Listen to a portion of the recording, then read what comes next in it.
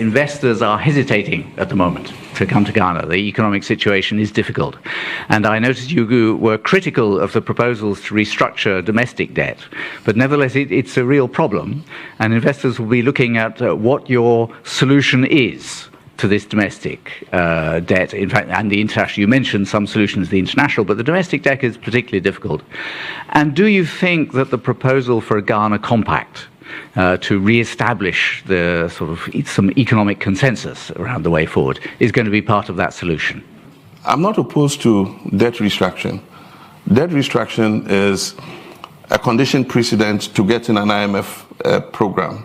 And Ghana needs to do a debt restructuring to be able to go into a program.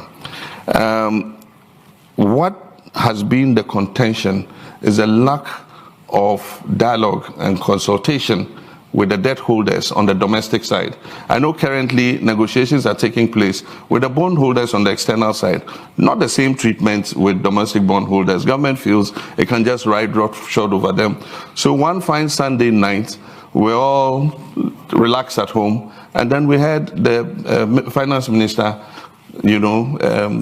address the debt restructuring and announce how it was going to be done. 0% in 2023, 5% in 2024, and after that 19% in 2017, and then going all the way to 2035 without any consultation.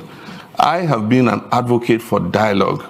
Before this whole crisis started, I advised the government, I said, hold a national dialogue on the economy.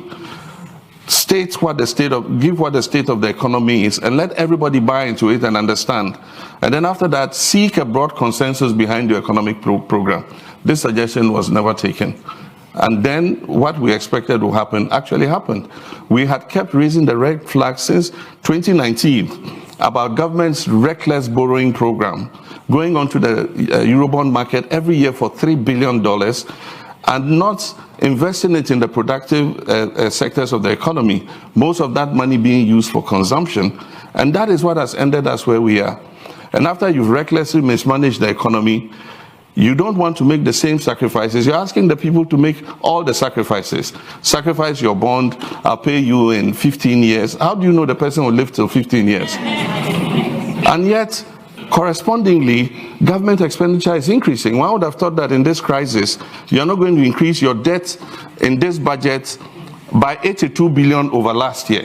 2023 budget has seen government expenditure increase by 82 billion over 2022.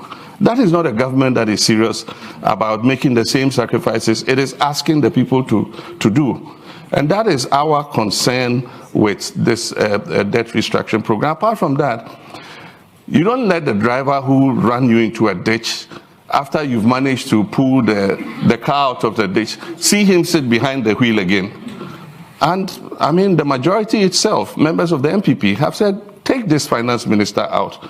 Bring somebody who the public will have more faith in, and because he didn't create the crisis, they will be better able to have a negotiation and sit down with this person and negotiate in good faith.